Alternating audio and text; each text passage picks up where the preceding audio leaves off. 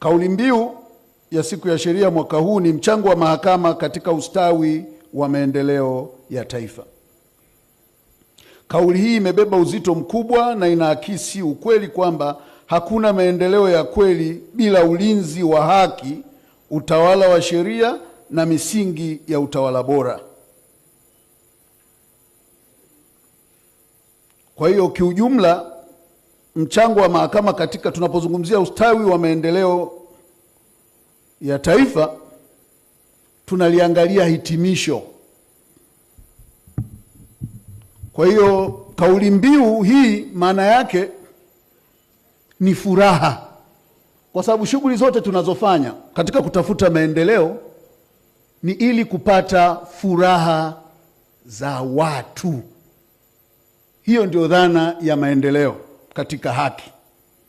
Haki yoyote ambayo haitafsiri katika msingi ya kuleta furaha inakuwa na changamoto yake katika mahusiano ya kijamii. Mahakama ni moja ya mihimili mitatu ya dola ambao umeundwa na Katiba ya Jamhuri ya Muungano wa Tanzania. Muhimili huu huamua mwelekeo wa haki, uaminifu na utulivu wa kitaifa.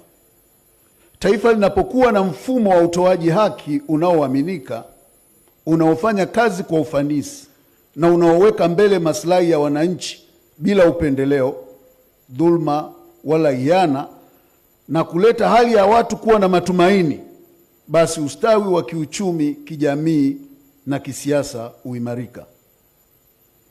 Katika kutekeleza jukumu la kikatiba, mahakama ina wajibu wa kulinda haki za msingi za wananchi kwa kutoa maamuzi huru bila upendeleo, kutoa mwongozo kwenye utatuzi wa migogoro, iwe ya kibiashara, kijamii, kiutawala au kijinai, hivyo kupunguza gharama za mivutano isiyo ya lazima na kuokoa muda wa wananchi kujikita katika shughuli za kimaendeleo badala ya kuendelea kuwa na mgogoro kwa muda mrefu. Kuhakikisha uwajibikaji wa vyombo vya dola na mamlaka nyingine, jambo ambalo ni nguzo muhimu ya demokrasia. Katika mfumo wa kidemokrasia, taasisi kama mahakama, polisi, jeshi, wizara na taasisi nyingine za umma zinatakiwa kufanya kazi kwa uwazi na kwa kufuata sheria.